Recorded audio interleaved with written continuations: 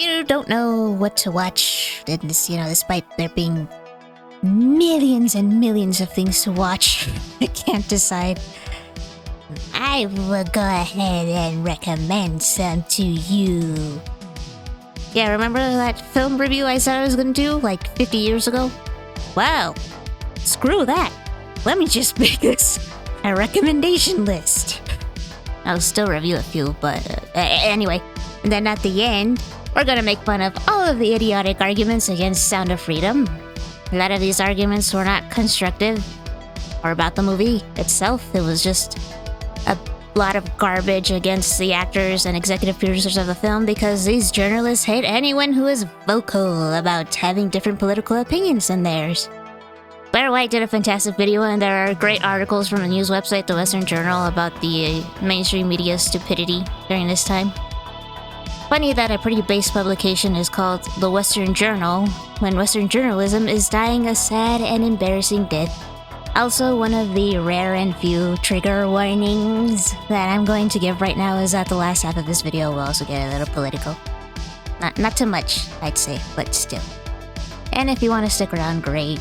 This video is going to be long, as there is a lot of stupidity to go over and make fun of. Get something to eat, drink, go to the bathroom now, and then settle in and relax and enjoy the stinky flames of these many dumpster fire attempts at journalism. If not, I completely understand, and thank you for watching anyway. I do hope that you enjoy these films as much as I did. Well, most of them.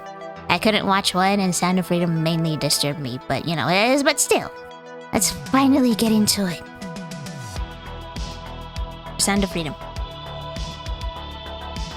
This video may contain some spoilers about the movie, so you've been warned. So don't complain about that, please. I decided to wake up one morning and go to the cinema. I wanted to spend a long time there, so I picked two movies to go see. Sound of Freedom and Oppenheimer. Barbie does not interest me, so there will be no Barbenheimer. As the movie moved into its first scene, I had a nervous feeling in my stomach since the night before, and that's because of the film's plot and subject. I don't do well with this kind of stuff, but I do believe that it does need to be talked about more, but I'll get into those points later. I was surprised to find out that this film was crowdfunded because I thought the cinematography, the acting, the emotion, the soundtrack, the sound design, the set design, well, except for the location they used in the party scene, it was kind of lacking, but it still looked nice for what they wanted to go for. The editing was all very good. The soundtrack choices were interesting since the lyrics seemed to convey what each character, including the scumbag characters, were thinking or feeling. I'm not saying that most of these scenes needed music either, but the music did help accentuate the tone of the scene, and in some cases kind of helped make the scene even more disturbing.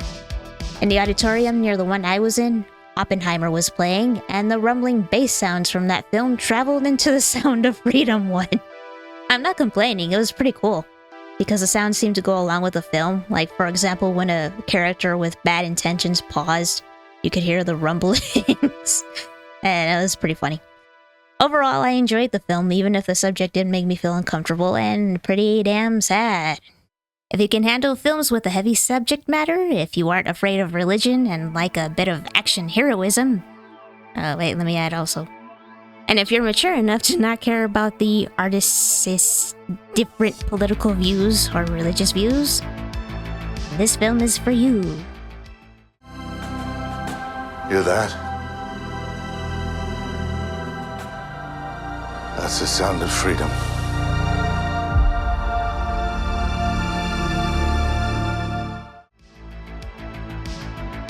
Oppenheimer.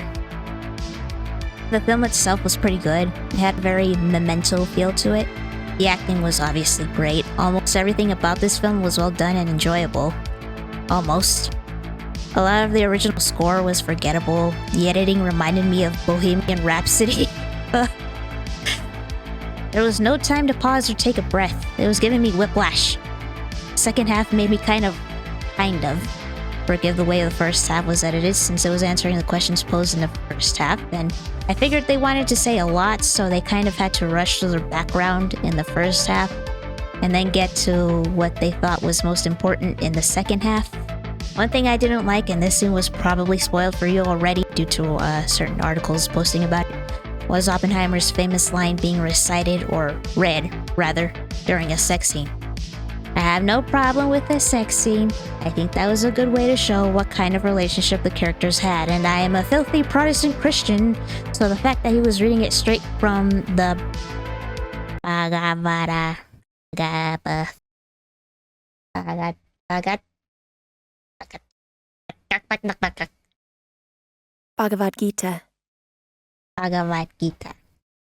So the fact that he was reading it straight from the Bhagavad Gita of some commie horse tits didn't bother me. And I mean, the character is a commie whore, okay? I don't know if the actress herself is commie whore, so I'm not talking about her, obviously. What bothered me is that, funnily enough, it felt like the movie shot its load too early and didn't say those famous lines in Oppenheimer's speech for a better scene. It felt equivalent to reboots reintroducing well-known and established characters in a movie trailer. I was disappointed that the full speech wasn't recited, but I was glad that those famous lines from the speech were said again in a more appropriate scene. However, I enjoyed this film as well. If you like films that deal with science, history, and beautiful visual and audio effects and don't mind a little bit of whiplash, then this film is for you. 8,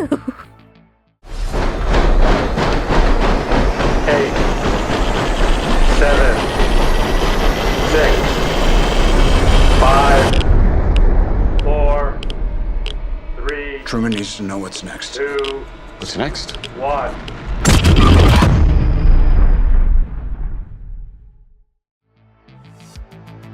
Late Night with the Devil.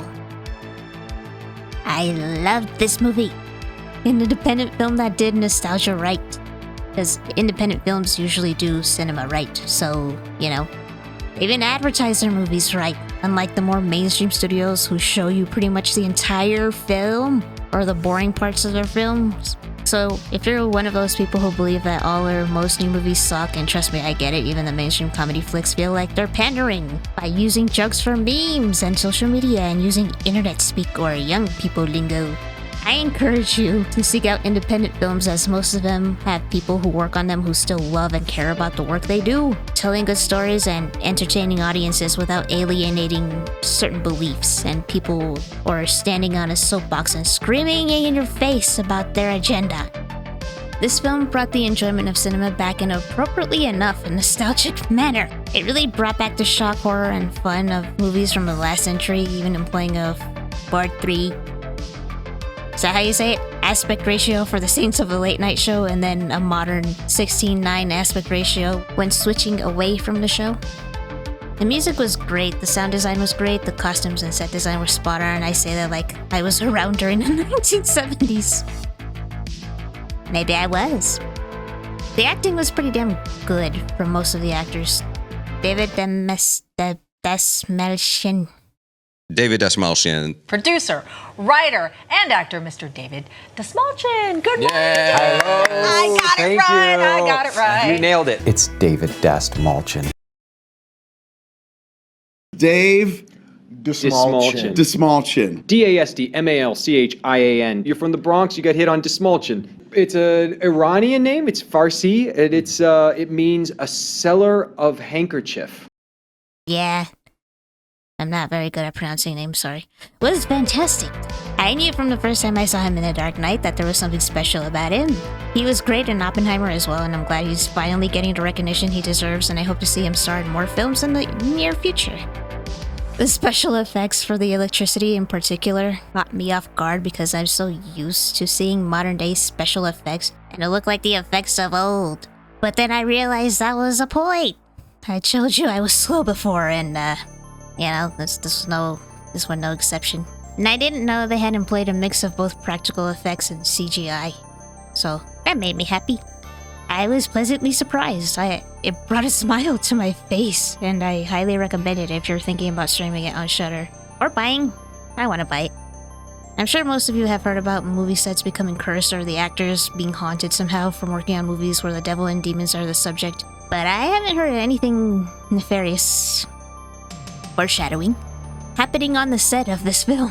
However, it is apparently true that it took 6th place on its opening weekend and made $666,666 on its first Sunday in the US. That's just, I I gotta admit, that's pretty funny.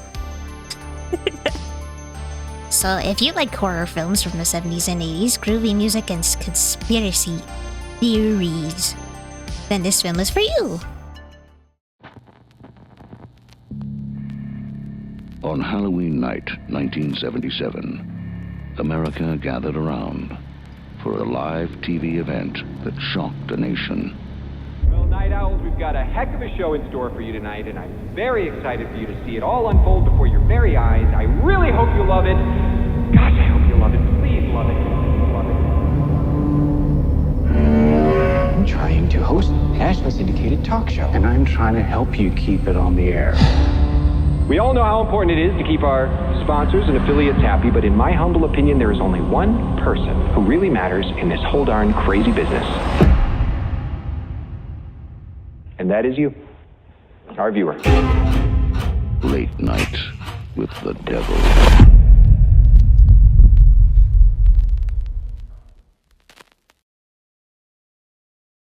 Are we ever going to see Mr. Delroy again? Are you ever not going to see Mr. Delroy again? Close your eyes. Jack Delroy is there, watching you. And on that note... Enemy Mine. I honestly thought this was gonna be about a mine. But this was another pleasant surprise. I played this movie just to have something playing while I eat. I was expecting a boring, cheesy sci-fi space hero movie, and the opening scene didn't make it seem like that. However, as it progressed, it became more and more interesting, heartwarming, funny, and exciting. It's one of those films whose genre I've almost completely forgotten about, even though the genre did have an impact on me when I was a child. This is the kind of movie that I miss dearly, but because of an increasingly cynical world wanting so badly to mature, which I guess being mature means miserable, that oftentimes clean fantasy films with no sex, innuendos, or extreme violence are seen as only for children. These types of films have unfortunately become somewhat of a rarity. Don't get me wrong, I like extreme violence. But this is a breath of fresh air. The acting was wonderful, as was the story, sound design, set design, costumes, makeup, soundtrack, and editing. I highly recommend it.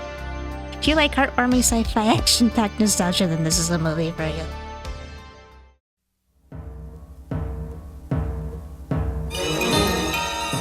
Marooned on a desolate planet, he is a soldier, alone with his enemy. His suspicion will change to tolerance. You saved my life. Why? I need to look at another face, even as ugly as yours. Tolerance will lead to friendship. And with that friendship will come an overwhelming responsibility. You must take my place. Protecting a life he values more than his own.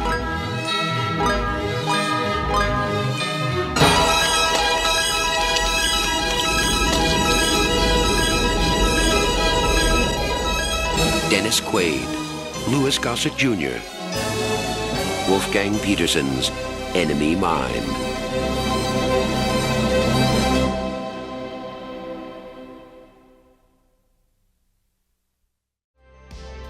Disco Ibiza Loco Mia. This isn't really a review of the film since I can't watch it here in the US. I have a fear of going to the Bay of Pirates or similar places because the last time I was there was full of malware. I probably need to sign up to a streaming service that has it and use a VPN or something.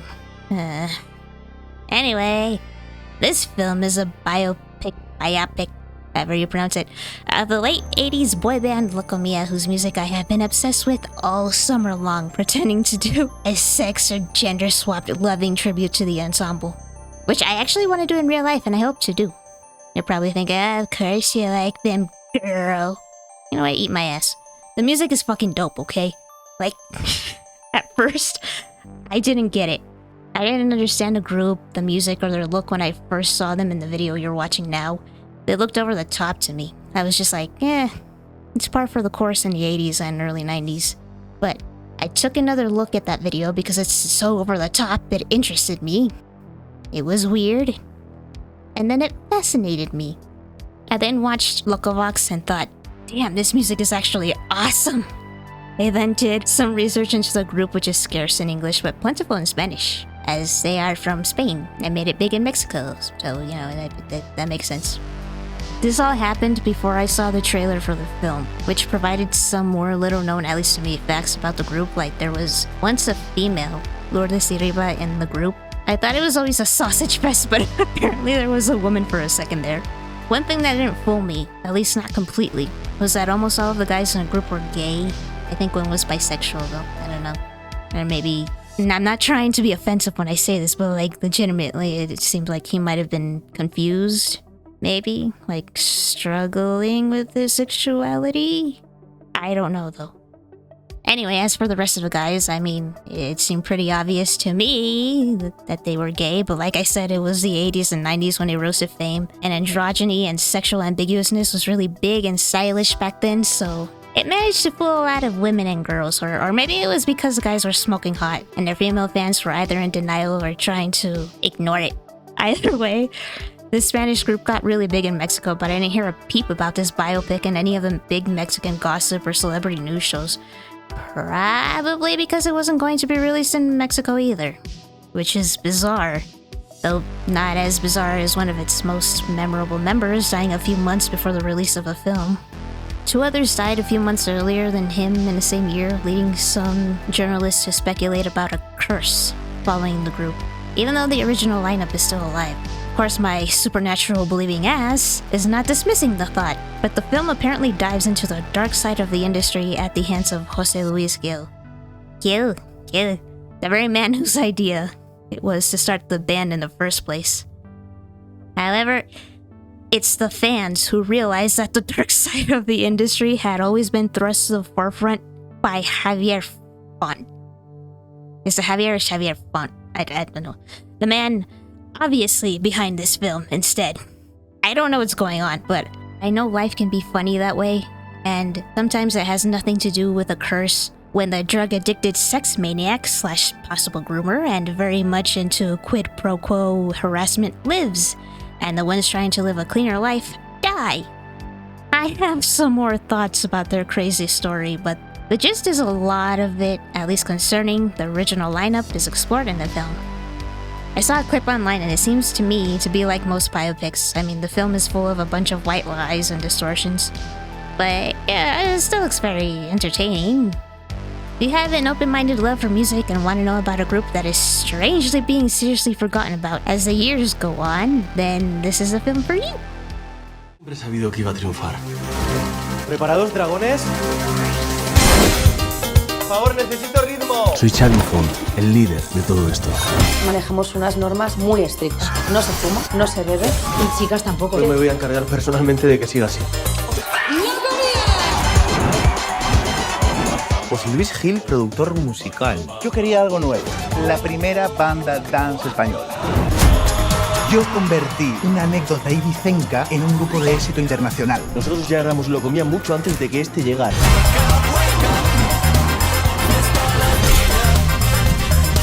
Mañana lo comía baila. ¡Yo no soy un ladrón!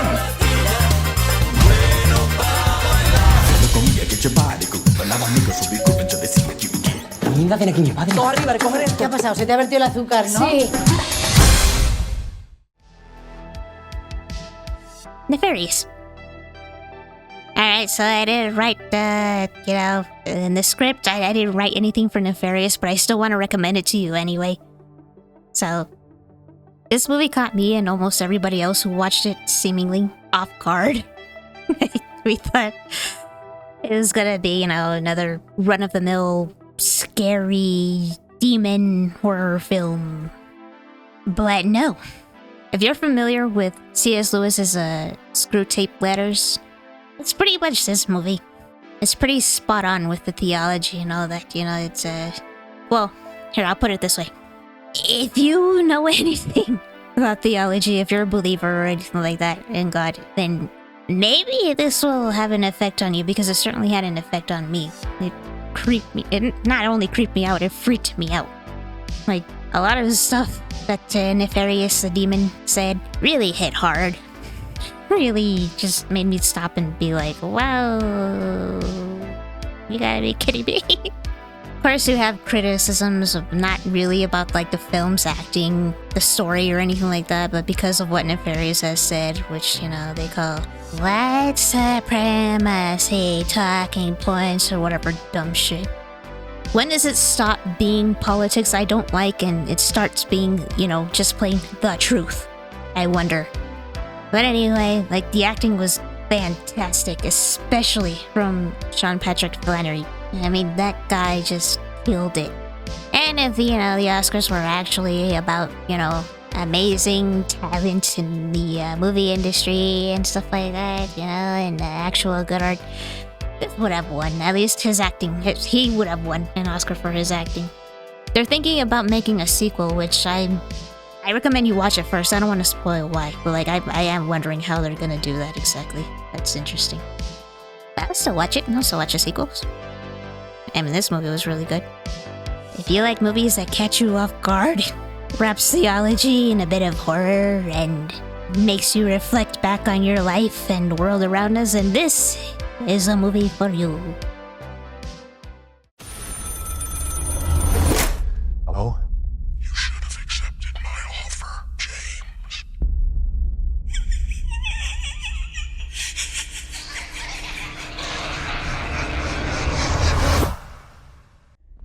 Edward?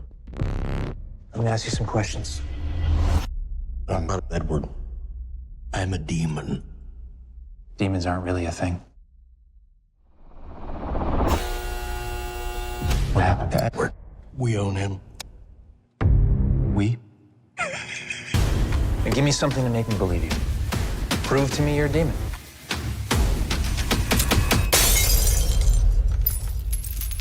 It's probably just a coincidence. I want to talk to The real Edward. makes me do bad. I can't stop him. I need you to see something. You got a fan. Did the same thing with all his victims. Help me! I'm trying to, Edward, but you have to answer my questions. You have to tell me the truth. It won't let me! It can go away. It can go away. Yes? No.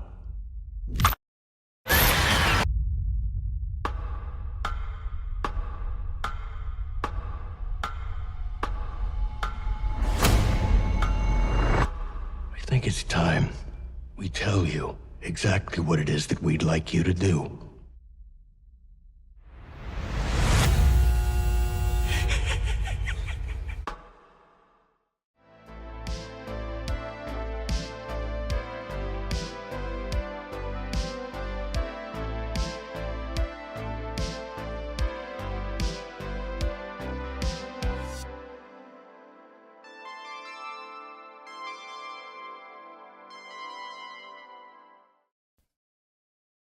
By the way, I also saw Companion. You should watch it. It was very good. The acting was good. The story was fun. Everything about it was really good. You should watch it. Why aren't you watching it yet? Why aren't you watching it yet? I'm not going anywhere, at least for now. Go watch it. I'll let you guys tell me what you think it's about, if you haven't seen it yet. Just by a look of the poster. Tell me. Let me know. What do you think? I figured it out. But it didn't ruin the movie for me, so... Tell me. What do you think?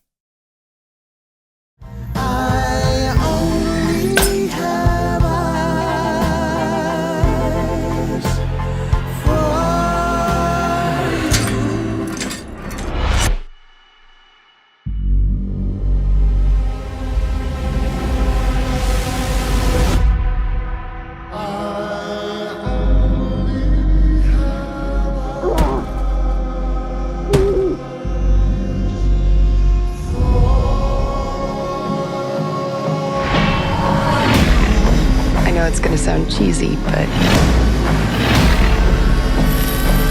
the moment we locked eyes,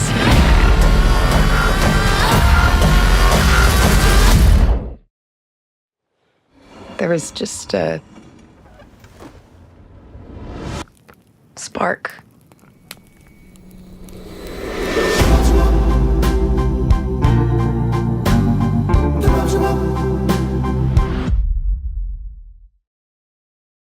producers of Companion are the same producers who had worked on Barbarian, another great film that does nostalgia right. I think one of those producers worked on Late Night with the Devil, I think. Maybe.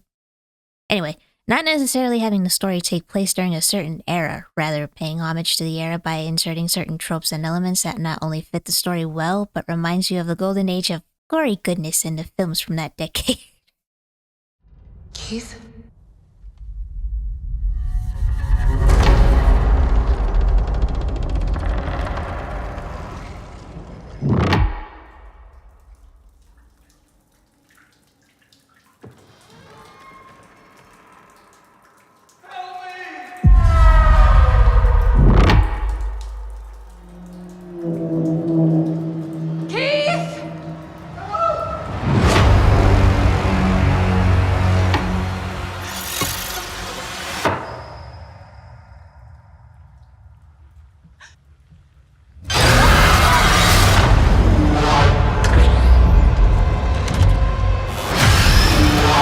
This process might seem overwhelming, but with a little practice, it can soon become a pleasurable experience. This is perfectly natural.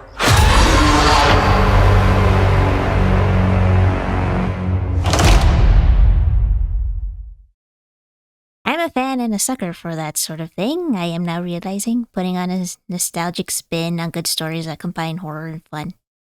Not just from these films, but also in video games like, Puppet Combo and stuff like that.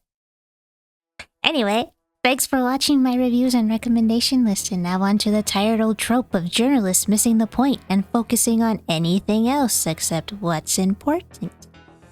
This is the video from the Unsubscribed podcast posted on the web with the comments from Buffalo Police Detective Richard High, who identified himself as a member of the department's Special Victims Unit. And after warning the podcast host of possible repercussions, High says, the Buffalo school system has been intentionally not reporting the assaults of student between student. He adds, my best estimate is that they're afraid or don't want the numbers to show that there are these police investigations occurring at their schools or assaults occurring at their schools because it could affect funding or something somehow. Detective High specifically mentions an alleged attempted abduction of 2 young students by an adult male suspect on February 13th at the Charles R. Drew Magnet School attached to the Buffalo Science Museum, and then the aftermath for parents and his claim about school staffers and a security video of the incident. When his parents came to pick him up, the school did not disclose to the parent that the kid was a part of an attempted abduction.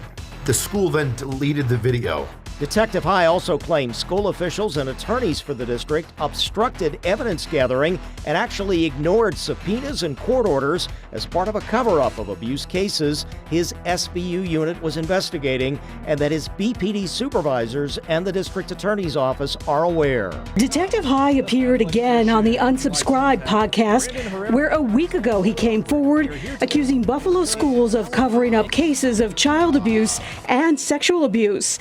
Now High says an alleged student rape was mishandled by multiple teachers. Miss Blank asked, is there any proof? Which is not what you ask a child when they're reporting this. The victim's friend stated, yes, there is a video. The end result of this investigation, thank God, was that it was determined not to be an assault. We ironed everything out. On another podcast called Black Rifle Coffee Podcast, High described how some teachers and teacher aides use school bathrooms for so-called timeout rooms. The Buffalo Public School will put children in the bathroom and turn off the lights and then put their foot against the door so the kid can't get out. And that they failed to make reports of a student who was being physically abused by her father, according to High on that podcast. Now, BPS shot back, issuing a statement online saying that they are aware of the allegations and are prepared to, quote, vigorously address these untruths. Detective High is known for his angry cop videos on social media. According to disciplinary records that News 4 obtained back in 2022, he was suspended multiple times and investigated by the Buffalo Police Department nearly 24 times. Now, we have reached out to High for comment and are awaiting a response. Now, Detective High stipulated he wanted control for any interview request with us and did not want any discussion of his previous conduct issues, including social media violations of the Buffalo Police Department's policies and behavior allegations, which were investigated by the State Attorney General's office. On your side, Ron Plants, Channel 2 News. Just a pattern I have observed over the years. And now, on to the ridiculousness and fall of journalistic integrity on a film about condemning child sex trafficking, because some actors are in it that have political opinions that they don't like. Because we live in a retarded timeline. Before we start, I just want to make something very clear. If you do not like Sound of Freedom, the film itself, that doesn't make you a pedophile, that doesn't make you a sex trafficker, that doesn't make you an advocate for either one. The vanishing integrity of Western journalism. You know, I wanted to be a journalist myself. What stopped me is that you had to go to college for that. And I didn't want to go. But it looks like, at least for the most part, that I can be one without a degree. No qualifications are needed as none are being met anyway. Since this first part involves a smear piece that is in Spanish, I will just translate to the best of my ability as to what they said, and then I will add my thoughts. And I'll provide the original video if it's still available in the description. Here we have Javier Seriani and Elisa Beristain from the celebrity gossip channel Chismen Alike, or as everyone else likes to refer to them as La Pájara Peggy and La Lengua Mocha. Now, I too am of lengua mocha in both languages, so I'm not going to come down hard on Elisa for that. She says some pretty dumb things here too, but the worst offender is La Pájara Peggy, who thinks he's an eagle. They're both haters, but Seriani is the one who has the biggest hate and possibly lust boner for Sound of Freedom's executive producer, Eduardo Verástegui. Seriani will take any and all opportunities to spit in Verastegui's direction. Although they're both pretty unhinged in the way that they go after Verástegui. I call Eduardo Verástegui their Donald Trump because he's right-wing, which these two can't stand. He was running for president during this time with, according to them and some other Spanish-speaking rags, alt-right radical ideas like pro-gun, anti-abortion, you know, very basic right-wing stances, at least basic here in the US, but everywhere else it's apparently alt-right, I guess. That's pretty sad that those ideas are seen that way, but anyway, much like the so-called Trump derangement syndrome we saw and continue to see in the US with most of the media and celebrities during Trump's presidency, they are suffering what I like to call Verástegui derangement syndrome. Seriani's whole beef with Verástegui is that he is a, quote, ultra right-wing homophobic closeted homosexual, end quote. He was angry with Verástegui for not going after Walmart after it was rumored that Target was selling very pro-LGBT, especially transgender clothes to children. He wondered, why not Walmart too? They're also celebrating Pride Month, and then proceeded to accuse Verástegui of homophobia after saying that he didn't go after Walmart for celebrating Pride Month. Yes, Javier, it's almost like he doesn't care as much as you do and was simply going after Target for, even though it was a rumor, pushing LGBT products to children. For someone who claims to do a lot more investigating than other shows, I'm not surprised you didn't catch that, as it sounds like it wouldn't have been convenient for your narrative. Se la juega todos los días, escucha a las víctimas, tiene mucho trabajo intenso. y hay que darle cuidado a estos periodistas, hay que cuidarlos, hay que apapacharlos, no estar todo el día atacándolos. Y uno que se hizo la víctima, y me da un asco terrible, que Eduardo Verástegui se hizo la víctima, que tuvo que salir corriendo de Ecuador porque corría peligro él. Ningún peligro corrió Eduardo Verástegui, ni al cartel, ni a los sicarios, ni a la política ecuatoriana le interesa a Eduardo Verástegui. Here they accuse Verástegui of not being important enough for the cartels to care about him, as he claimed he had to quickly leave Ecuador, I guess during the filming of Sound of Freedom. First of all, Sariani, how do you know that? And second of all, I'd say they did care about Verástegui, and he was a threat to them, seeing as how they didn't even let him get on the ballots for people to at least have a chance to vote for him. He was probably the only candidate that was running for president at that time who wanted to get rid of the cartels. And oh, look what happened! He got the RFK Jr. treatment. He at least cares about important things, unlike you, Seriani, who only cares about other people's sexuality for some reason. El ex novio de Ricky Martin. Pero mira, a mí no se me puede quitar de la mente que cuando explota la noticia de que esta persona que sale en los créditos de su película, que aunque él quiere minimizar y decir que fue de los cientos de donadores que tuvo, pues Carmen Aristegui, como cualquier periodista, ni siquiera le puso nada de su cosecha, comadres. Agarró la nota y la puso de que habían detenido a esta persona precisamente por haberse sobrepasado y haber privado de su libertad a una menor. Y este señor, todo lo que le dijo, señora ya está grandecita, vieja, y de todo le dijo, porque obviamente con la importancia de Carmen le superardió que ella lo pusiera en su portal. O sea, discrimina a los gays, discrimina a las señoras que son como Aristegui de 50 años para arriba. Pero son con las que rezan rosario. Y con mujeres también debe ser misógino. La mayoría, digo. Seriani accuses Verástegui of being homophobic, being against women who are 50 years or older, and Elisa here just pointed out that those are the ones with whom he prays the rosary with? The majority, at least, so I don't quite get how that works if you're supposedly discriminating against someone but are still willing to pray with them. But okay. Si es casto y no quiere acostarse con mujeres, también debe ser misógino. Todos los defectos los tiene Verástegui. Oh my gosh! And he's apparently misogynistic because he doesn't want to sleep with women. That's exactly what he said. Translate it yourself, hear it yourself. And that is according to Seriani. So I guess every gay man is a misogynist. Okay. And I guess whenever Seriani calls others a homophobic homosexual, he's projecting. That makes sense. Todos los pecados están en él. Vamos a ver la nota. He continues to say that Verástegui has all of the sins and defects, even the ones where, he's trying to raise awareness about child sex trafficking and the plague of cartels, but okay. Insólito que uno de los inversionistas de la película Sound of Freedom fuera arrestado por el secuestro de una niña de 14 años.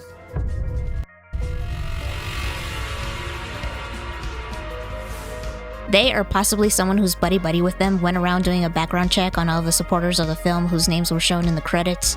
They found, 2 who were accused of kidnapping, which is weird. They were still the villains they were before, then why fund a film that goes against stuff like that and that calls you pretty much a scumbag for doing that? I mean, maybe they were trying to redeem themselves? Neither we, nor these two, or the person who did the background checks, know. But that matters not to these two. They found dirt, albeit more so dust, on Verástegui, so they go with it. Also, this show was being donated to in the form of super chats on YouTube, and I wonder if they did a background check on all of their supporters since they have such a moral high ground. And if they were to find any dirt, then I guess that would also make these two insincere because 1 or 2 of their supporters did something terrible before. Also, if they care so much about victims and about outing predators in the entertainment industry, then why not out more? There has to be way more. But no, it's just Verástegui. Like a lover scorned. Seriani only cared about Verástegui during this time. I don't know if he still does because the show is over. These two no longer work together and they don't want to say why. However, there was apparently a leaked recording citing content control, income disparity, and personal conflicts. So basically, constant control because Beristain felt like Seriani was just, getting too many stories. Because he would go out and get all the stories. I can at least say that for him. He would actually do all the work. She felt like left out, like she didn't have much control over that. And then the income disparity because Beristain was earning way more than Seriani. Personal conflicts because it was rumored that Seriani wanted to out Beristain's husband for supposedly cheating on her. She didn't want to air her dirty laundry or something like that on the show, so she declined. I guess they couldn't stand each other either. Ofendidísimo, Eduardo Verástegui se le fue a la yugular. Le dijo que ya estaba bastante grandecita y que mejor investigara antes de hablar. Y de pronto en un programa es un programa que Angel Studios diseña para que mucha gente participe en esta oportunidad de recaudar fondos para pagar la publicidad de una película en Estados Unidos, el famoso crowdfunding, donde personas invierten $30, $100 porque quieren ser parte de un proyecto, porque quieren ser parte de esta historia, de este movimiento. Y de repente una de las 7,000 personas resulta que ni siquiera sabemos la historia completa de si es inocente o no es inocente. Al parecer fue un tema de familia, no sé los detalles, no voy a hablar de... Verástegui basically defends himself against these claims, saying that they're ridiculous, which they are. Demás, pero ahí están las noticias. Una persona, señora, no digo su apellido, pero ya está madurita, por favor, sea profesional, respete a su audiencia, investigue un poquito, no mucho, un poquito nada más. No mienta. Y todos los demás involucrados en estas mentiras, por favor, hombre. Recuerden que la vida pasa factura. Van a dar cuentas un día. Porque esta señora quiere lastimar el mensaje de Sound of Freedom que busca erradicar la trata de niños para explotación sexual. Señora, antes de publicar una noticia, haga aunque sea un poquito de investigación. Respete a su público. Malinformar en periodismo es una forma de engañar. Investigar en periodismo es un deber profesional. Sea seria y rectifique. Aquí les dejo un artículo de lo que pasó. La prensa Pinocho miente, engaña, difama, manipula y desinforma. Lo bueno es que la mayoría del pueblo ya los tiene identificados. No les cree ni su abuelita. Prensa vendida, prensa Pinocho. Ponte el saco si te queda. Lo bueno también es que no toda la prensa es así. Hay personas muy valiosas que construyen y que sí dicen la verdad. Gente buena y profesional. Queremos más de estos que de los Pinochos. And he calls the press, like these two, Pinocchio press. And Seriani took exception to that. Pinocho, esta sos Pinocho. Pinocho es lo que te gusta a vos, sentarte arriba del Pinocho. Pues a ti también, ¿no? I mean, I thought you liked it too, Seriani. What's your problem? Nunca, siempre mentí, sí, es un tipo que le gusta sentarse arriba del Pinocho. Vos, Pinocho, mentiroso que... So, why do you have such a problem against that? You know, it's funny how for people who like to scream homophobia a lot, they sure express it a lot themselves. Que sos farsante. Vos y toda tu familia política que están ahí, todos tienen problemas con la ley. Y te digo algo, Pinocho, ¿por qué no salís a decir que fuiste pareja de Ricky Martin? Que seduciste al asistente de Versace, a todo el gay de la Casa Blanca que trabaja con Trump. A todos los seducís y sos un mayate. Un mayate, ese que seduce a los hombres para... Cuidado que no te pase lo mismo que al cirujano Seriani accuses Verástegui of once being with Ricky Martin, of seducing Versace's assistant, of seducing all gay members of Trump's cabinet. He also called him a mayate, which I'm pretty sure is a slur, but okay. Que terminó descuartizado porque hay mucha gente resentida contigo, Verástegui, por la cantidad de estafas de departamentos, de toda esa aplicación de biomonedas que hiciste, todo para sacar dinero y ahora le estás sacando dinero a la gente. Te hicieron millonario los latinos en Estados Unidos, qué pena. He also accuses Verástegui of tricking people with some sort of cryptocurrency, I think. Which, okay, if he did do that, then yeah, dick move. But then Seriani first says, "We made you," which I like to think is a Freudian slip here, but then corrects himself and says Latinos in the US have made him a millionaire, and comments, "What a shame." Yeah, at this point, based on his unhinged rant of yours, Seriani and Berenstein, even if you're not together anymore, what a shame that some people still actually look to either one of you for objective, true, and fair reporting. I would also like to just note here, Seriani is usually a pretty good speaker, but here he is sputtering. He's so angry. Y lo que es una realidad es que esta persona que invirtió dinero tiene créditos en la película. No ibas a poner a las 600 personas que a lo mejor donaron $30. Es una realidad que todo lo tienes orquestado porque la gente que te está financiando de la ultraderecha en esa aplicación está poniendo dinero y se ve como si estuvieran comprando boletos cuando tú sabes que no es así. Estás manipulando a la gente, y lo de Carmen Aristegui, como muchos otros periódicos en el mundo, simplemente sin poner ella investigación ni nada, publicó lo que había salido y te estás defendiendo como gato boca arriba. Es una pena que el mensaje de esta película, porque sí, efectivamente, comadres, el mensaje es real y es una muy buena causa, pero a veces el diablo metió la cola. Se viste de oveja. Sometimes they go off on weird tangents like Lisa is doing here by speaking to Veracity directly, by, I guess, criticizing him for not giving someone who invested into the film enough credit by putting their name in the credits with the rest of the crowdfunders. I don't know if she means the person who found out that one of the funders was accused of kidnap, but if so, then maybe they were showing signs of being dirty early on and that's why they didn't include their name, or maybe they didn't actually donate. They were the ones doing a background check on every person who donated, after all, every single one. Once again, who knows? Then she says that he's orchestrating everything because everyone who funded the movie is alt-right. Or as she called them, ultra-right.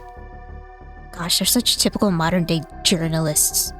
No news, just opinions and political bullshit. She also claims that people aren't actually buying as many tickets as Veracity claims. The box office numbers said otherwise, but okay. She also said that he's manipulating people, and that's a shame because the message of the film is real and a very good cause. Sometimes a wolf disguises itself as a sheep. I agree. You should really listen to yourselves and your fellow hacks, or your friend who helped fund the film. Yep, you see the wolf clearly there, disguised as a sheep. O sea, Lisa, el diablo metió la cola porque la película venía para ser de luz, una película para iluminar al mundo, y el diablo metió la cola, metió a Verastegui en el medio y se arruinó la película, porque Verastegui fue quien ensució este tema tan sagrado que hablaba la película. Seriani adds that this film was made to enlighten the world, but that the devil put his tail, I'm assuming he means tail, into it, which I agree, and it was in the form of hack journalism. He continues, and then the devil added Veracity in the middle, and now the whole film is ruined. So just because he was in the film, it was ruined. Very mature. That Veracity dirtied the film's message. Once again, look in the mirror. ¿Por qué no te has manifestado en contra de todas las acusaciones que están en papeles de tu amigo y ex-manager Berumen? Aquí hemos tenido 4 personas diciendo que vieron cómo tu miembro se lo metía a la boca en entrevistas, exactamente. Entonces de eso sí no quieres hablar, ¿no? De algo que está pasando ahorita en México. Bueno, el juez decidió dejarlo libre a pesar de las que eran 39 acusaciones que dijo Mauricio, el actor que había. Seguro. Entonces, esos son los puntos que también deberías de abordar. Berenstein asked why Veracity has not manifested himself to defend against accusations that his ex-manager and friend apparently had made about him and 4 other guests that they had on their show, talking about how Veracity had apparently inserted his member into someone's mouth in an orgy? They want to know why he doesn't want to talk about that. She also mentions that someone was let go out of 39 accusations. Okay, so she's basically talking like Elaine Bredehoft in her opening statement. You remember that? Just all over the place. You can't really understand what she's talking about. Then she says, oh, and it's got a photo editing thing. Well, all iPhones have the photo editing. It's where you can make it a little lighter or darker. You can move it to the center or not. That doesn't discredit the photographs, and we will have an IT expert who will testify that all of these are legitimate, authentic photographs. Not only that, but Ms. Heard produced all of her different devices over the years, including her most recent laptop, and they were pulled from many, many sources, and all of them are identical. So if she was going to go in and try to manipulate, she would have had to do it everywhere. And Ms. Heard will tell you she doesn't have that level of talent. There may be a couple of you on the jury who have that talent. She does not have that talent. They show hair pulled out of her hair.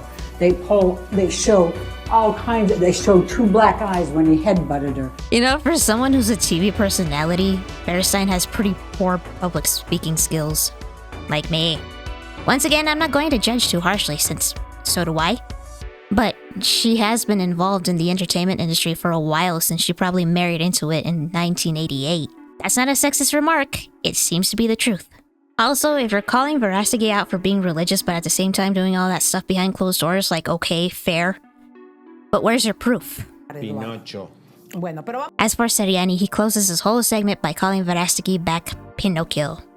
That Pinocchio line really stung Seriani. All of this after just getting done saying that journalism is important and that it gives victims a voice and that we shouldn't spend all day attacking journalists. Nah, that's their job after all. Journalism is also supposed to be unbiased and fair. Many people stopped watching this show a while ago because these two were being very venomous towards many other celebrities as well. I mean, most people don't like extremely biased reporting. I was one of those who stopped watching because I started seeing how immature they were being and how much they lacked self-awareness while trying to act like the most professional and objective reporters. They clearly showed their biases while pretending to have none but a moral high ground, and in turn, sacrificed any journalistic integrity just to get one up on their enemies or those they just plain disliked. Not everything they report are facts or the truth anyway, mostly opinion. Especially when they're doing a smear piece like this one. Which is funny because some people think Seriani always speaks the truth about celebrities. I guess any and all unhinged, baseless, and nonsensical accusations against celebrities and complete silence about his celeb friends are what passes for good reporting and truth nowadays. Except for Bearstein, and what I mean by that is that he wanted to air her dirty laundry out on this show. But she didn't want to, though he says it's not true. But if it is, I think he only wanted to talk about her problems because she was making more money than him and attentions were rising anyway. You know, I really want to know why Javier Seriani is so interested in Eduardo Verastegui's sexuality. This isn't his first rodeo, by the way. He also tried to out another TV personality named Daniel Bisoño. He is obsessed with outing people who do not want to be outed or don't want intimate details of their personal lives out in public.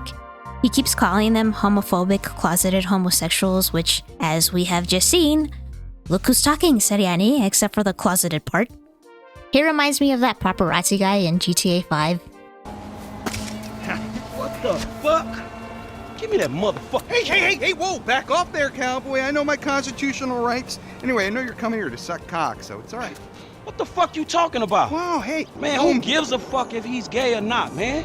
The man is not married. It's his business. Leave motherfuckers alone. Well, look, I'm just saying that it's the hypocrisy that I can't stand. You know, I mean, of celebrities. Right? I mean, PG, right? He says he's a killer and a murderer and all that great stuff. And then, what, he loves his mother and likes show tunes. I mean, really, what kind of message is that sending our kids? You know what I'm saying? The guy's a fraud.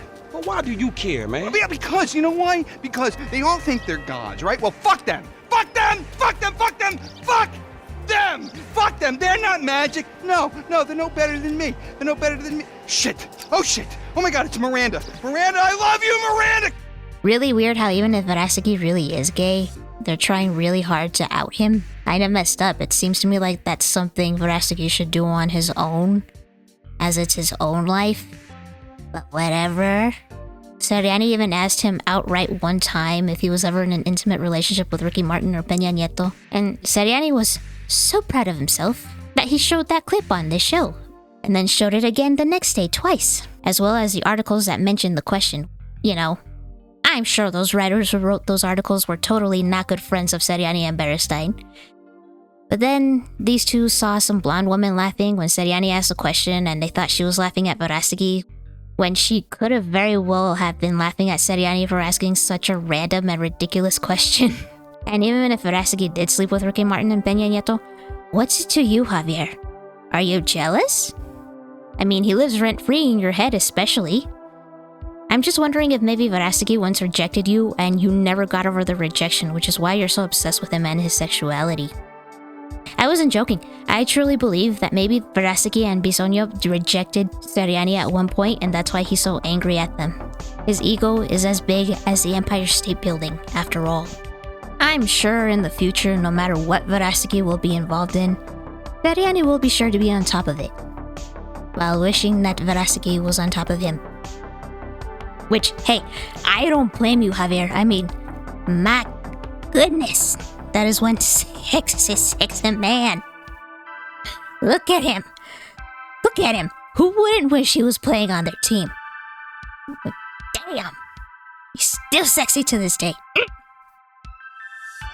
Alright, I'm done.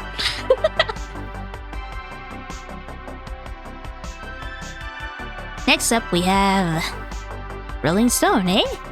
Shouldn't you be off projecting your problems on all of America? Or, oh, hey, Miles Klee! Shouldn't you be off asking weird questions about 10-year-old Bart Simpson? Based off of that history, this ought to be good. I'm sure you've all seen this article before, as it was the one most ridiculed, because it's that fucking retarded. From Rolling Stone, because of course it's from Rolling Stone. One of the most cancerous magazines to have ever been farted into existence. So, let's read it. Sound of Freedom is a superhero movie for dads with brainworms, according to Rolling Stone. The QAnon Hinge thriller. This had nothing to do with QAnon, are you serious? About child trafficking is designed to appeal to the conscience of a conspiracy-addled boomer. I'm a conspiracy-addled young person, thank you very much. Oh, wow. I'm not saying, again, if you don't like the film, that doesn't make you a pedophile, that doesn't make you pro-pedophile, that doesn't make you pro-sex trafficking or anything like that. However, really doesn't help when writers like Miles Klee write stuff like this. Is Bart Simpson queer? 30 years of episodes hit at the 10-year-old's budding sexuality. Why do you care? I'm just saying, it's very strange that these are the kinds of journalists who are attacking this film in this way. Again, it's a very unfair assessment of the film. In no way was QAnon attached to it. In no way were conspiracy theories attached to it. Also, that's kind of weird how what you're implying, I'm guessing because, you know, the internet doesn't know the difference between a conspiracy and a conspiracy theory. Also, it should be conspiracy theory addled.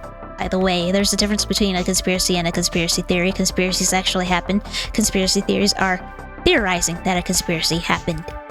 What you're implying, I'm thinking, Miles, is that, you know, for those of us who believe in conspiracy theories, such as myself, or who think that they have sort of merit, most of them, such as myself, since when the hell was child trafficking a conspiracy theory?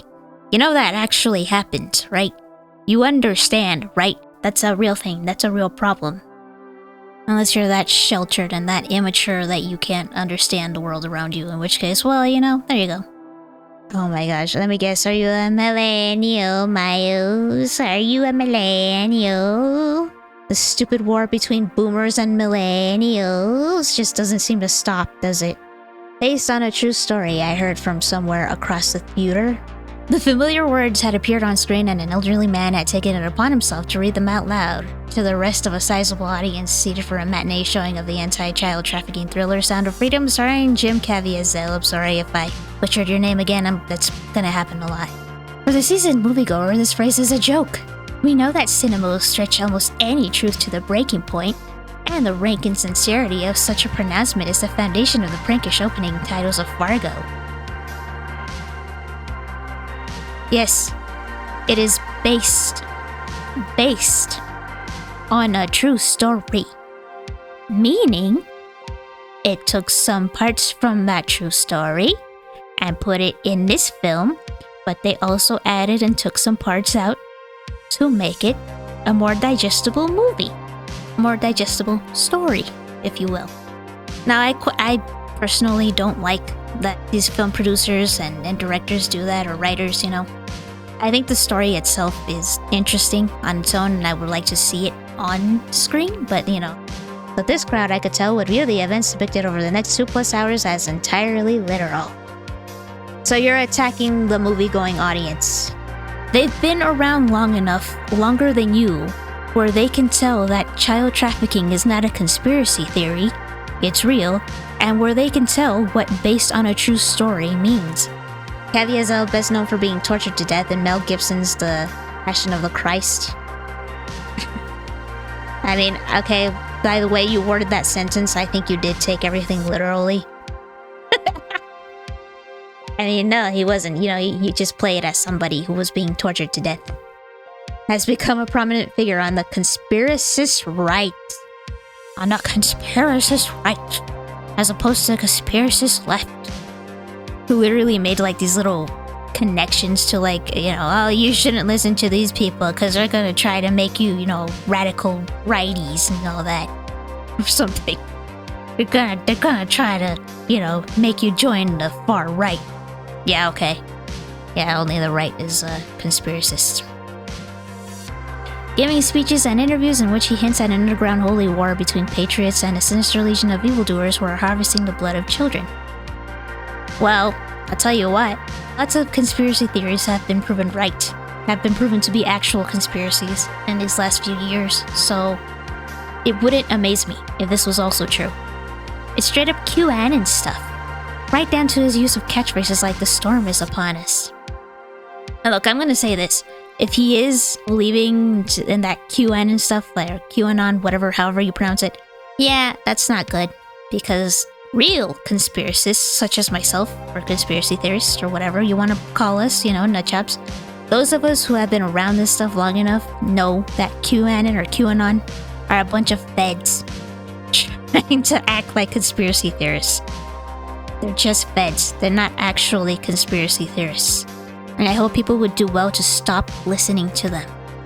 We already know what we know. Let's just put it that way. Alright, this has been talked about for like a long time. At this point, decades. So for QAnon to come out and say, you know, very vague stuff like that, that should have been your first clue that they're a bunch of feds. They're not one of us. Alright? They're really not. If you want to chalk this up to me being a conspiracy theorist, I mean, go ahead. I really need to stop saying that phrase, but you know, it's relevant.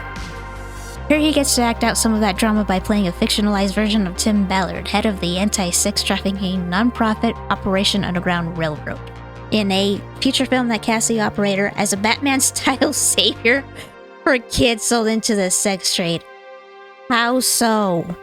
Why? Because he didn't smile as much? Yeah, I wouldn't smile as much either. Yes, he's sad that this is happening because it's horrific. Don't you agree, Miles? Ballard himself has dabbled in Q-adjacent conspiracy theories, such as the Wayfair trafficking hoax. While his organization has far-right affinities and a long record of distorting its botched raids, which rely on bizarre tactics like asking psychics to find victims for rescue.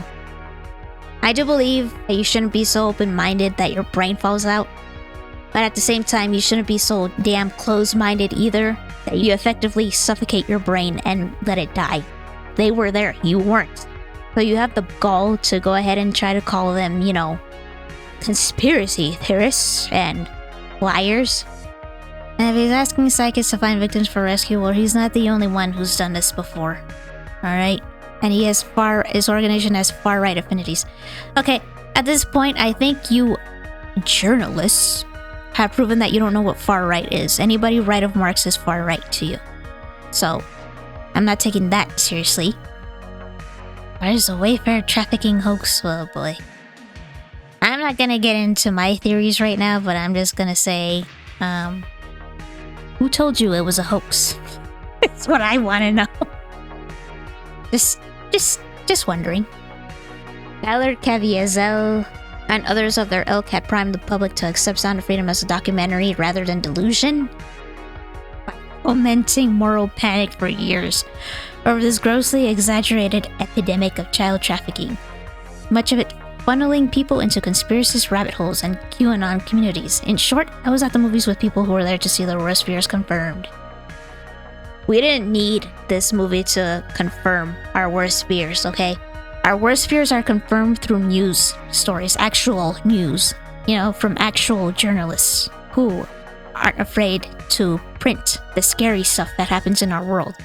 Also, I don't think they said to accept it as a documentary. This is actually more like a, kind of a public awareness thing, because not very many people want to talk about this. It's a horrible subject, and there are rabbit holes that I honestly wouldn't blame you if you didn't want to go down, because it is that bad. It is that disturbing. Not very many people want to talk about it. Not very many people want to even look at it. But I think it's good to bring this to the front, and it'll make people see it. And that's all they were doing. They were just raising awareness. And how is it a delusion? Maybe there is something going on. Maybe it's not all sunshine and rainbows. Pedophiles. There are some of them out there, right? You didn't even want to, entertain that thought? Why not? That's weird. A delusion of moral panic. What are you talking about, moral panic? This is actually valid to feel panic about this. This scares people. We don't want our children sex trafficked. We don't want our children hurt. It's a very valid fear, Miles. Also grossly exaggerated epidemic. One child being sex trafficked, one child is still too much. That's still one child too much. It doesn't matter if there's 1,000, it doesn't matter if there's 10, it doesn't matter if there's even one. That's still a very bad thing that we should probably try to stop. I don't understand why you don't understand that. Kind of strange. And it's not a conspiracy theory. This actually happens. No matter what QAnon says. Why are you so afraid of QAnon? Don't worry, they're on your side, Miles. I'm pretty sure. This is a fucking hit piece if I've ever seen one. Sound of Freedom lives up to that anticipation. It's a stomach-churning experience. Fetishizing. How does it fetishize it? The torture of its child victims and lingering over lush preludes to their sexual abuse. How does it fetishize it? What, were you fetishizing it? Maybe this sounds like something on you. Not to pull a just some guy thing here, but that sounds like a you thing, Miles. I didn't see any fetishizing of the torture. Nobody did. Nobody who was, who was normal. We were horrified. The fact that you look at it like that makes me wonder what kind of mind you have. That's really creepy of you to think that way. At times I had the uncomfortable sense that I might be arrested myself just for sitting through it. Gee, I wonder why. Why would you think that? Do we need to have an investigation on you, Miles? Nobody else felt that way. I didn't feel that way when watching it. On the contrary, I felt more rage, more, yes, fear, but more disgust towards the abusers. I didn't feel like I was one of them. It's very strange that you feel like you were one of them. That is a little alarming. I'm gonna be honest with you, Miles. I think we really should put you on a list, on a watch list. Watch out for this guy and make sure that he doesn't go near any playgrounds or anything like that. Nonetheless, the mostly white-haired audience around me could be relied on to gasp, moan in pity, mutter condemnations, applaud and bellow amen at moments of righteous fury, as when Ballard declares that God's children are not for sale. Right, he's right on that. God's children are not to be hurt either. God's children are not to be kidnapped and used and abused. Don't you agree, Miles? I'm just wondering, don't you? I would really like to know your response towards this. I have many questions for you. I think a cop should be nearby, just in case, when you answer these questions. They were entranced by what they clearly took for a searing expose. Not even the occasional nasty coughing fit, and we had no shortage of those, could break the spell. Okay. At the outset, we're introduced to Caviezel as Ballard, working for the Department of Homeland Security as part of the Internet Crimes Against Children Task Force. He takes down purveyors of child pornography, but is haunted by the knowledge that the actual victims are beyond his grasp. Meanwhile, a father in Honduras entrusts his young daughter and son to a woman who claims she can set them up with modeling careers, only to abduct them for a transport to a child sex trafficking ring in Colombia. I thought that was really good of the movie, to be completely honest, that they would show a woman also complicit in these crimes, because many times that's forgotten. A lot of women predators are being ignored, and that's scary and pretty damn disgusting and pretty damn sexist too. When Ballard takes the initiative of arranging his first sting to nab a pedophile who has stolen a child in tow, he conveniently ends up rescuing that little boy. What do you mean conveniently? What kind of movie do you want, Miles? Do you want the camera to just follow them around for years? You know, until he finally rescues that little boy? Because yes, this is how movies work. The timing is convenient for a reason. I don't think you understand how movies work. And commits to finding the sister as well. Eventually, he'll abandon the DHS altogether, a rogue crusader fed up with bureaucratic limitations to infiltrate and bring down the Colombian operation. Right? I would be as well. There's too many bureaucrats in the US government. Alright? Too many. Apart from its relentless messaging. Yes, that is the point of this movie. Yes, it is a message. Yes. Does that bother you, Miles? The movie is hobbled by a near total absence of procedural logic. That original rescue is only possible because Ballard is standing at the exact right spot of the US-Mexico border station at the very moment his target tries to cross. Lucky. Name any other fucking film where that wouldn't happen. Again, do you want this movie to last for years? Years and years. Until Ballard finally catches the culprit. If it did any procedural logic, that will take for fucking ever because, as you pointed out, there are a lot of bureaucratic limitations. The movie is like 2 hours long. Maybe a little over that. I don't think you understand how movies work, Miles. And I'm gonna keep repeating that because, boy, this is the first movie you've ever watched in your life. Earlier, Ballard convinces an imprisoned child porn peddler facing a sentence of 30 years to help him contact traffickers in exchange for an immunity deal, needlessly posing as a pedophile himself to gain trust. That's not needless. I would think that you would know this, Miles, but pedos are very distrustful of other people for a reason. It's because they know that we don't like them. It's because they know that most of us want to, how do I say this? Well, there's no nice way to say this. End them. So, no, that wasn't needless. That's totally needed, unfortunately. When the guy fulfills his end of the bargain, Ballard has a dozen police officers swarm the diner they're in to arrest him again. Wait, how is he sprung from custody in the first place? Doesn't matter as long as the drilling creep with requisite glasses and pervert mustache gets his head slammed against the table once more. It's always great to see pedophiles get what's coming to them. Don't you agree, Miles?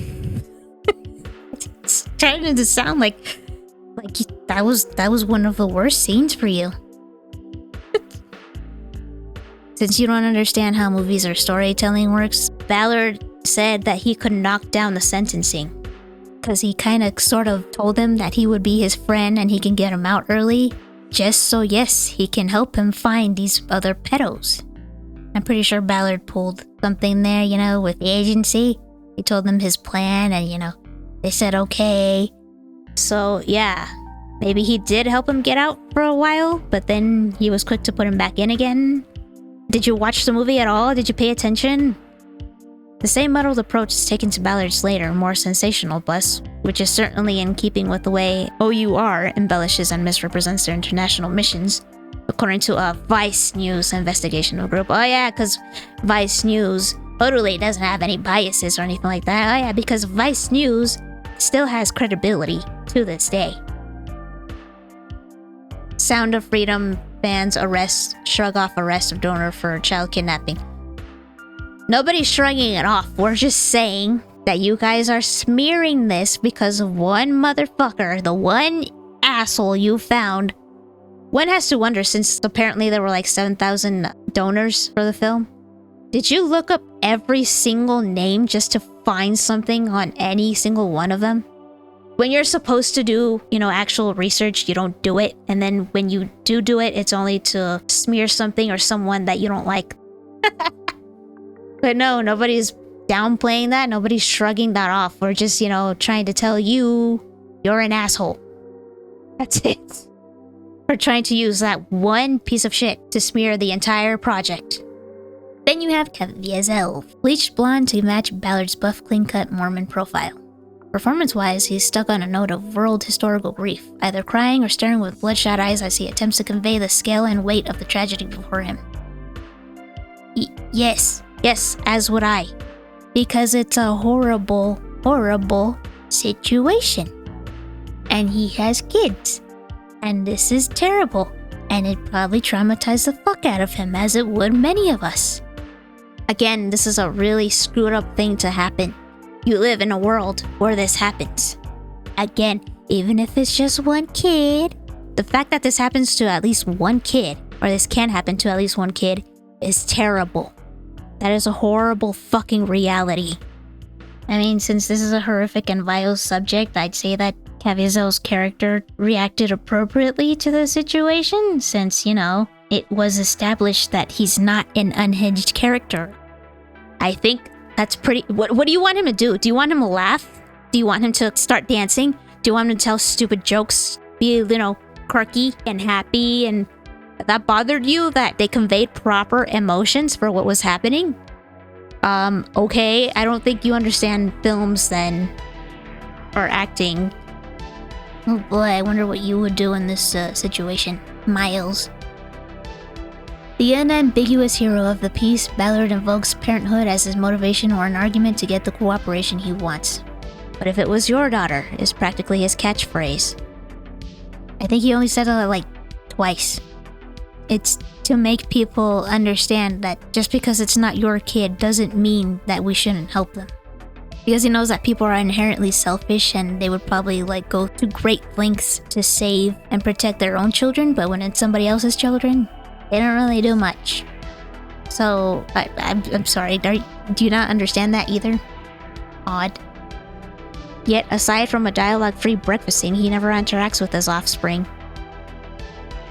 I think the movie was trying to convey that he is becoming a pretty scarred man because of this horrible shit that he has to see and deal with. And if Mira Sorvino, who plays his wife Catherine, spent more than a day on set, you'd never know it. She's there for all of 2 minutes, offering brief words of encouragement while Ballard spends weeks undercover as a loose sex tourist in Central America. Movie was already over 2 hours. She's not there very much because the movie needs to get to the point.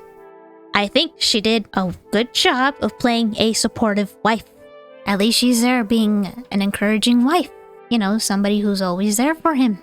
That was nice to see, that she supports him, that she understands what he's going through, that she understands that he needs her support now more than ever. I thought that was nice. What do you want? You want her to come with? Just 'cause? Did you want her to be the tired old trope of a wife who just plain doesn't understand or doesn't want to understand because these writers think that every woman is just like their wives or girlfriends? Or side chicks? She too evidently had a personal stake in joining this film, telling the Washington Examiner this week that she has met so many child survivors and my heart burns for them. As implausible as the movie is, what do you mean? How is it implausible? I like how you never explain your arguments, you just say shit. You just spout the most retarded shit that comes out of your ass. Interesting.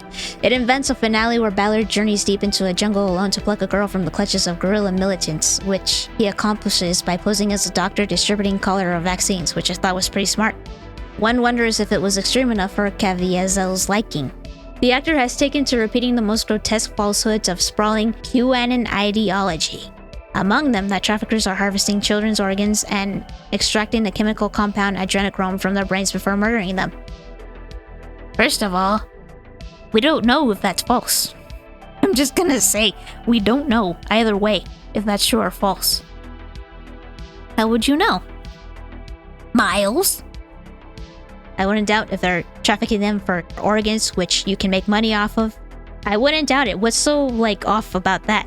And then the chemical compound adrenochrome. Okay, yeah, I know I'm a conspiracy theorist, but I will also admit that I have not really seen any evidence for that. But if he believes that, so what? I don't understand how you think he's hurting anybody with that claim. I honestly don't. But, okay. Maybe it is pure, bullshit. I don't know. It is QAnon after all. or QAnon, whatever, but at the same time, you really don't know. And, you know, if it was extreme enough for Caviezel's, but I mean, Jim's liking, well, gee, I don't know. He's not one to put his fetishes in his work, seemingly. Unlike, you know, you. Compared to this nonsense. What, so traffickers aren't harvesting children's organs? That never happens? Okay, interesting. I would like to know how you're such an expert on this. Sound of Freedom is relatively grounded in our universe. Relatively. Oh, okay, but that mainstream accessibility makes it valuable as a recruitment tool, much as generic Save the Children campaigns proved gateways to far-right conspiracy theories about a secret cabal of evil elites conducting blood rituals. Well, I think her name was Azalea Banks or something. There are a bunch of fans saying that on her Instagram, she shows pictures of like blood rituals herself. That's what they talk about. That's what these elites talk about. That's what they're like saying out in the open now. So I don't know how much of a far-right conspiracy theory that is. And secret cabal, it doesn't seem like they're secret anymore. I really think they're just pushing this in front of people's faces because they've done so much gaslighting that now you will never know if it's true or not. They could probably do this out in the open and people will still think it's fake. And the QAnon message board, Great Awakening this week. Oh my gosh, I don't care about QAnon. They're a bunch of feds pretending to be whatever they pretend to be. It's really stupid. I don't understand myself how anybody can take them seriously at this point, but the fact that you are, I guess I shouldn't be surprised by that, seeing as the kind of article you just finished writing and how you didn't exactly pay attention to the film you watched. I don't think you have very many critical thinking skills on your side, but alright, Miles. But on the message board, Great Awakening this week, adherents celebrated the movie's box office success. It quickly made back its modest budget of around $14 million and out-earned the latest Indiana Jones sequel on July 4th, its premiere date. Nice. After the franchise blockbuster had been out for several days. While crowing that demons, including movie theater employees annoyed by the demographic it pulled in, were miserable at their victory. Movie theater employees were annoyed by the demographic? How so? What are you talking about? I didn't hear anything about that. I mean, I guess they just talking about you. Again, I will say this again, I will keep repeating it. If you don't like this film, that doesn't make you a demon, that doesn't make you a pro-child sex trafficker, that doesn't make you pro-pedophile, none of that. If you don't like it, that's completely fair. Alright? I'm just saying people like Miles, who keep making up these weird allegations and these bizarre and baseless and retarded accusations, and oddly enough, conspiracy theories about the film and the people who worked on it. I mean, if you're one of them, if you're like Miles, then yeah, I'd say, I don't know. I don't like watch lists myself, I think they're very Orwellian, but I would make an exception for people like Miles. Just saying. I don't know. Do you see how more powerful we are than the legacy news? Wrote one board user, we are the news now. These are feds. But don't you understand? On a different thread, someone attempted to prove that Donald Trump's endorsement of the film on Truth Social on Thursday was connected to a random Q post from 2018 because of the timestamps on each. Some discussed efforts to get normies who are in need of awakening to see Sound of Freedom, including with the assistance of a promotional program that allows customers to buy tickets for strangers. Crimes against children will unite us all. Eyes are opening. Read one optimistic post, while another one was more emphatic still. We are witnessing true divine intervention. That's a weird way to say it. Crimes against children will unite us all. I don't know, there's just something about that wording that's weird. I just... Not to go pedo finder general, I forget that character's name, but that was weird wording, I must admit. Let's just make sure crimes are never committed against children or those who are vulnerable. But I do think people should see this film, or at least talk about it. At least talk about, because once again, one child is one too many. We should make sure that this doesn't happen to kids. Don't you agree, Miles, that we should probably make sure that this doesn't happen to kids, not even one kid? Shouldn't we get a discussion going here instead of bitching about the film or who worked on it just because, you know, we don't like them? I mean, I don't have a problem with Jim Caviezel. I keep mispronouncing his name, but I don't have a problem with him. I don't have a problem with Verástegui. But you, journalists, sure like to smear whatever projects they're in. You sure like to just throw a bunch of trash their way just because you don't like them. That's cute. It's like being back in high school again, isn't it? And, those of you who are for Trump, if you didn't hate me already for being a libertarian, you're gonna hate me now, but he says Dr. Ben Carson is a big fan of this movie, and I am a big fan of Ben. But not of the movie. Donald. He asked me to post this because he thought it was so good. It's not really Trump saying that, he likes this movie. He says, Ben Carson likes this movie. And yeah, I doubt that, Trump would be okay with this movie. Seeing as Trump, he once said that, he had a lot of fun with Jeffrey Epstein. I guess Trump isn't sorry for his time with Epstein. It looks like the way he worded this, that he said it's a good movie and I'm a fan of his, so there you go. What the hell? It's like he's trying to wash his hands of something. I don't know. I myself don't like Trump, to be honest. If you do, fine. That's cool. I have no problem with you. I just think he is a manipulator and he is very deceitful. And I don't know if something's gonna happen that's gonna make him say, I didn't say I liked the movie. I said Ben Carson told me that he liked the movie and he asked me to post this. I didn't post it of my own volition. I just did it as a favor to him. I don't know, that's what this looks like to me, but the conspiracy theorist here. It matters too that Sound of Freedom almost never saw the light of day. Completed in 2018, no studio would take it for fear of losing money, according to producer Eduardo Verástegui, with Netflix and Amazon among those who passed. Well, to be fair, Netflix has cuties, so... It finally found distribution thanks to Angel Studios, a Utah-based media company that crowdfunds original films and TV series that amplify light. So what? They found somebody to take it. What's your point? I'm gonna say this again. Do you know how many studios have worked with actual fucking pedophiles? You're never gonna say that, are you? No, once again, it's just to do a little smear campaign against those we don't like, huh? Journalism, everybody! Certainly not professional journalism. Although founded by Mormon brothers who originally created a content filtering service to prevent children from seeing violence, nudity, and profanity, it claims no formal church affiliation. Therefore, to its boosters, the movie checks many satisfying boxes at once. Caviezel, a devout Catholic, allegedly blacklisted by the entertainment industry, back for a mythology-burnishing biopic of Ballard, a call to action in an imagined global war against sexual predators. An imagined global war against sexual predators. So, you don't think there should be a global war against sexual predators? Or do you really think there isn't one? Because maybe, I've heard that certain countries have have a huge problem with this. And yeah, maybe it won't be a global war, but most of us who know that this is wrong are against sexual predators, so it could go global. It should go global. Imagine global war. You don't think we can do it? Once again, I would like to think that being against sexual predators would be a universal thing that we can all agree on. That yes, sexual predators are bad and we should lock them all up.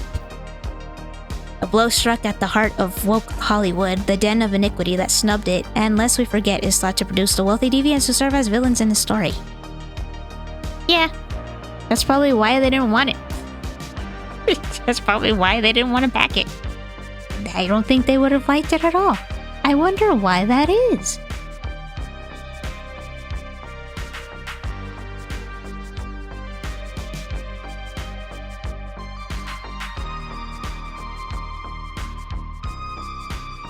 Meaning it will surely do no good to point out Sound of Freedom's hackneyed white savior narrative. Well, I thought you guys liked the white savior, though. Especially when it's a woman. That's weird. All of a sudden it's bad. Why? Because he's religious and it's a dude? That's weird. Not only that, but many of your, I'm just gonna guess your politics, right? Based on how much you hate the alt-right. And think that everybody who likes this film is QAnon or alt-right. That you guys on the far left like to be the white savior yourselves a lot. Kind of weird how it's suddenly a problem for you because it's a dude and he's religious or something. Oh, white savior. Okay, how about this, Miles? How about this? I. A woman will make a movie a lot like this, but it stars me. I am the heroine in this film. Would that be okay with you? I'm of Mexican descent, but according to you wokies, because we decided to, not go with your bullshit anymore, most of us, we're now white, I guess. But we used to be brown. So if you want to give us that, that label of being ethnic and brown again, then hey, I'm your woman. I look like a white chick, but I really am of Mexican descent. I am an American, but I am of Mexican descent. That doesn't count?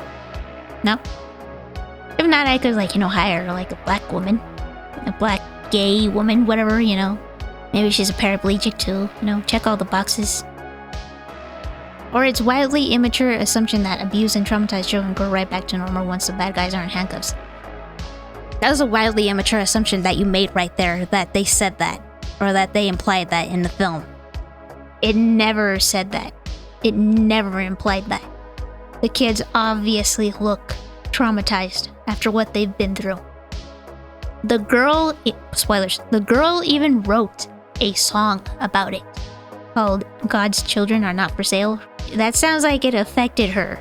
Her and her brother are traumatized for life. I didn't see them go back to normal there. I don't know where you saw that, but okay. Or that it enforces stereotypes about trafficking that Angel Studios itself says are less than accurate. What stereotypes? It didn't really enforce the stereotype. Like I said, it told a story about an instance. It is based on an instance. Maybe they should have explained it to you with puppets. I don't think you're cognitively mature enough to understand, let alone watch a movie. It's really no wonder why you hate old people. It's because they can understand more than you. You have a link? There's a lot of spoilers in this article. If you want to read it yourself, I will link it. I'm not seeing any giant discrepancies, and it enforces stereotypes about trafficking. What? I myself don't see any huge discrepancies there, but okay, sure, keep going. You do you, Bill, you. You think whatever you want to think, Miles. Kind of funny how you're the one calling other people crazy and assuming what they believe or think. Funny how you keep calling these other people crazy. Guess it takes one to know one, huh? To the film's intended viewers, these cannot be flaws. They're the whole appeal.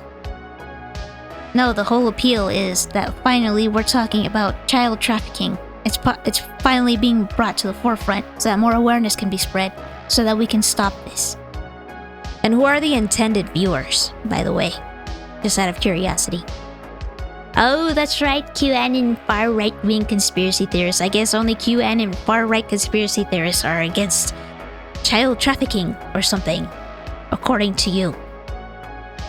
There is visible suffering all around us in America. There are poor and unhoused and people brutalized or killed by police. There are mass shootings, lack of healthcare. Lack of healthcare? Are you sure? You can't go to the doctor? Climate disasters. And yet, over and over, the far right turns to these sordid fantasies about godless monsters hurting children.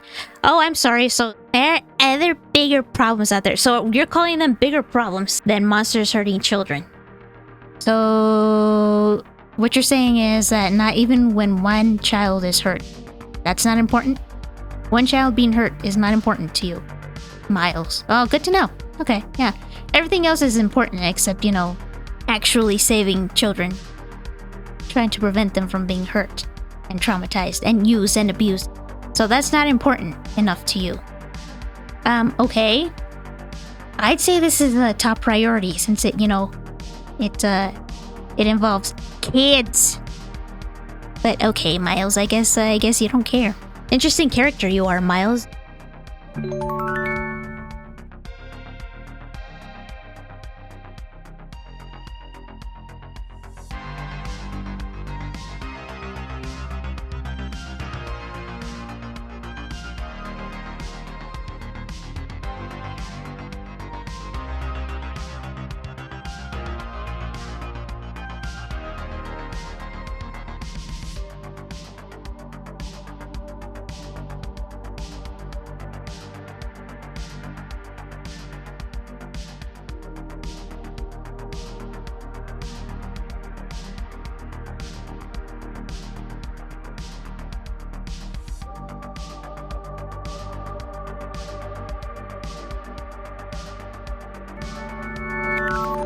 Now as in the 1980s satanic panic. Oh my gosh, here we go.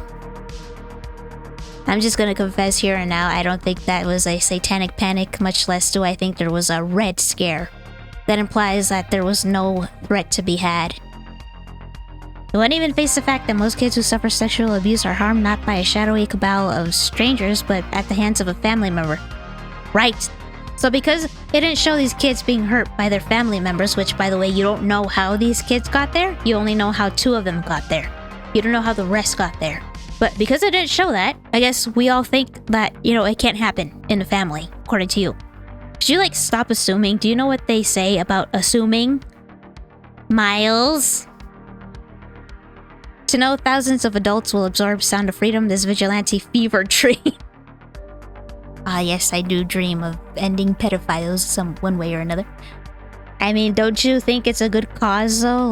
That we should start a conversation and, try to find ways to end sex trafficking? Not just for kids, but for everybody else as well? No? It's just a vigilante fever dream to you? Okay. Very, very strange person, Miles. And come away thinking themselves better informed on a hidden civilizational crisis. Well, it's profoundly depressing. Worse still, they'll want to spread the word. Oh yeah, the world fucking forbid that they spread the word that, this is a real problem that people should really understand is actually happening, is not a conspiracy theory like Miles thinks, and we should stop it. Yeah, weird. Miles is a strange fellow. He's kinda creepy. Now this one comes from The Telegraph, of all places. That's amazing. By Ed Power. Sound of Freedom's success proves America is not only a different country, it's a different planet. Why? Because we don't want kids to be trafficked? That's pretty fucking sad and horrific that we're apparently a different planet from that. So are you accusing the rest of the world of being okay with this shit, Ed? It's kinda scary. Starring Jim Caviezel. Oh, sorry. As a vigilante busting child traffickers, this bizarrely dull thriller has struck gold in the US. Is it a conspiracy? Oh, so funny. Oh, come on. Oh, you bitches.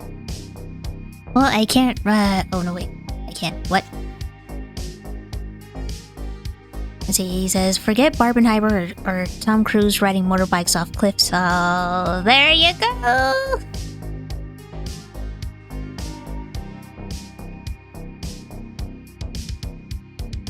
Go. Well, this is what the Telegraph is doing, probably because they know what a dog shit fucking article this was by Ed. Now they want me to try and start a free trial, so instead, what I've done is I've copied the stupid article. I have to put this here on the notepad. I'll try to read it to you the best of my ability, but I just wanted to show you just how retarded this is and, laugh at it more. So, he says, forget Barbenheimer or Tom Cruise riding motorbikes off cliffs. The true phenomenon at the American box office this summer has been Sound of Freedom. A creepy... Why did you see Miles there? And breathtakingly dreary child trafficking thriller starring Passion of the Crisis Jim and bankrolled by evangelical Christian distributor Angel Studios. Without studio support or big-name actors, it has blitzed its way to a US box office of more than $180 million and one point was outperforming Tom Cruise's Mission Impossible Dead Reckoning. Ayy! The film now finally crosses the Atlantic. Its arrival proves that not only is America a different country, there are times it feels like a different planet. Again, I ask, why? Are we the only ones who are against child trafficking? That's interesting. Ed, are you sure it's not just you and your pals who feel this way? In the United States, Sound of Freedom has become known as a QAnon movie. It's being smeared that way. Like I said before, that doesn't make any sense, then why don't we just make every single Hollywood movie like a DNC movie? Because most of the people who work on these Hollywood movies are Democrats. By that logic, then they're all DNC movies. Kind of strange to put that label on it, but I see why you're doing it, and I As someone who despises QAnon, I liked the movie. I gave it a chance. I saw it. I liked it. Please do not let these idiots who call themselves journalists turn you either off or on to anything. You make up your own mind. You give it a chance if you want to. Do not let their little smear campaigns control your thinking because, well, that's what journalists do now, apparently. It's actually been in development since before the 2017 QAnon conspiracy, which postulates the American left is orchestrating a global child trafficking scandal. No, but a lot of these far lefties seem to be okay with it. Like, you know, Miles. Possibly you. But director Alejandro Monteverde plugs neatly into the QAnon worldview where pedophiles lurk on every street corner and only good men with God on their side can keep our children safe. Yes. Not just good men, but, you know, good anybody who is truly on God's side. Yes. And we should keep our children safe. Yes. Because I'll say this. People who claim to be Christian or Mormon or whatever, Catholic, sometimes they do really fucked up shit, right? They call themselves like men or women of God and they do fucked up stuff. But for those of you who are actually on God's side, yes, we should keep the children safe. Is that a problem, Ed? And pedophiles lurk on every street. Well, I'll tell you something. There was a website back then where you can look up how many sex offenders were on your street. And oh boy, I did that when I was like 12. There were many in my neighborhood. I will tell you guys about those stories later on. You know, what happened to me. Where I legit almost got kidnapped. I think.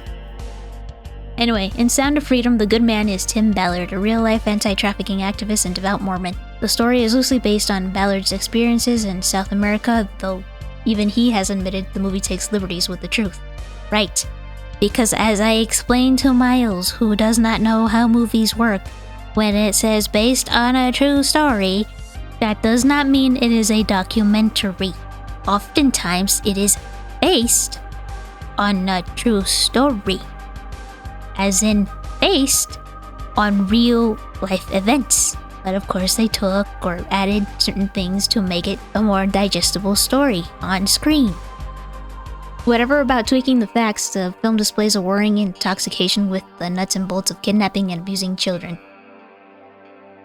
Intoxication? Wait, did you and Miles like go to the theaters together or something like that? The only intoxication that you speak of comes from you. Most of us were pretty sickened by it. At least, you know, us normal people. Unlike you and Miles. Over and over, the camera lingers on the abducted kids. Yes, because it's about them. It's about the kids who have been abducted and are going through this hell.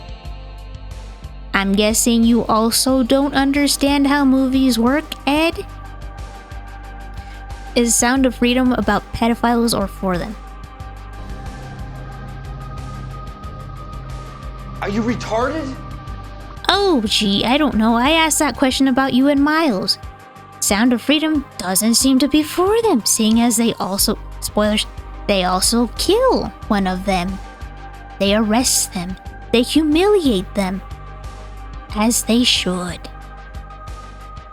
Because once again, if you have a problem with the movie itself, like maybe you didn't like the way it was filmed, you didn't like its pacing, you didn't like the acting, you didn't like the music, whatever, you know, something like that. Something about the movie itself. Okay, those are valid disagreements you have with the film. But the disagreements that Ed Powers, is it Ed Power, and Miles Klee are putting forth are kind of creepy, and they have really nothing to do with the film, only with their strange perspective, strange and alarming perspective on the film. And he says, it also suffers from a thumpingly limp performance by Caviezel. And I thought he did well. His wife is played by Mira Sorvino, the Oscar winner hounded out of Hollywood by Harvey Weinstein. In The Passion of the Christ, Caviezel was nailed to a wooden cross. Here his acting seems to be hewn from one. Ha ha ha. Again, why do you guys keep going on about Jim's expressions in this film? What do you and Miles And the people you hang around with, like, what do you do? Like, smile and laugh or something when the subject of child trafficking and sex abuse comes up? He wears the same vacantly glum expression whether entrapping pedophiles or journeying Heart of Darkness style down a South American river to rescue a kidnapped girl. Yes, because this isn't fun. This is a horrible thing that's happening and he has to be careful. What the hell? I see him more determined towards the end of the film, you know, knowing that he finally found her and, you know, it's his mission to save her. You and Miles seem to have like a very like short attention span or something. You're lacking in comprehension skills. It's very strange. I don't know why you were allowed to review films when you miss so much that happened in the films. What were you looking at, I wonder, so much that you just kind of missed it all? Anti-trafficking campaigners in the United States have condemned Monteverde for distorting the truth about child abduction. Rather than being snatched by strangers in real life, children are typically trafficked by people they know. Right. I don't think that's a thing to condemn him for, though. At least he put the subject at the forefront.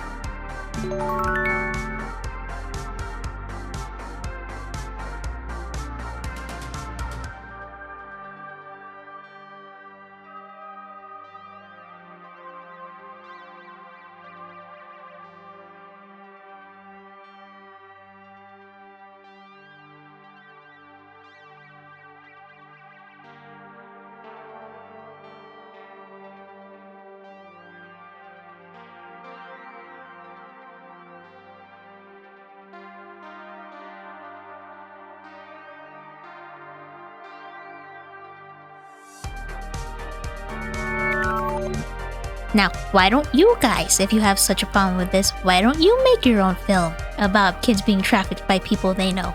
You complain so much about the supposed propaganda that this movie puts forth, then make your own, where there are facts and logic in it. Oh, I'm sorry, was that a far right thing to say?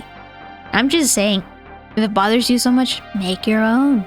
At least they succeeded in putting this, again, to the front. Now why don't you do the rest? Or help out, and also making another film and telling them what the real truth is. They also tend to be in their early teens or older.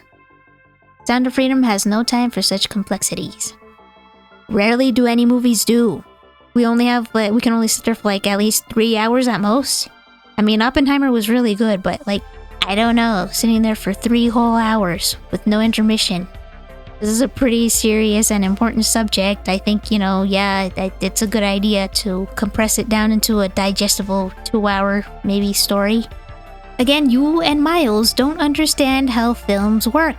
Interesting. You don't understand how visual storytelling works. Why are you reviewing movies? Instead, it gives us wide-eyed cherubs being leered at by South American gangsters and Jim huffing to the rescue. You don't think... What is that sentence? No, it's giving us innocent children being preyed upon by predators. And somebody like Jim having the balls to do something about it. Do you have a problem with that, Ed? It's bizarre, unsettling, and yet in the filmmaking equivalent of turning wine to water, bracidly dull to boot. Why bizarre and unsettling? Do you ever, like, read back what you write? I wonder, you so-called journalists. That was retarded. But thanks for sticking through with me, and I'll see you when I see you. Bye!